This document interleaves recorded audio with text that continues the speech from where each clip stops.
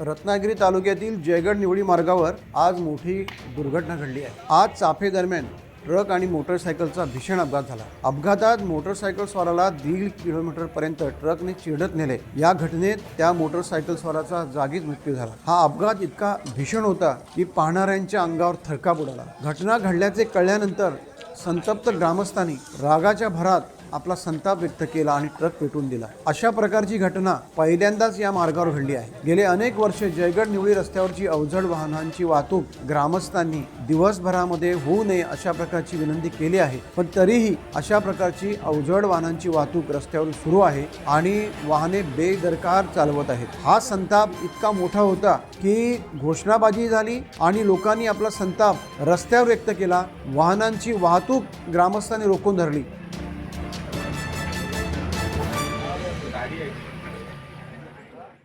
Times डिजिटलला like करा, subscribe करा, share करा आणि बेल आयकॉन दाबायला विसरू नका। पाहत रहा टाइम्स डिजिटल।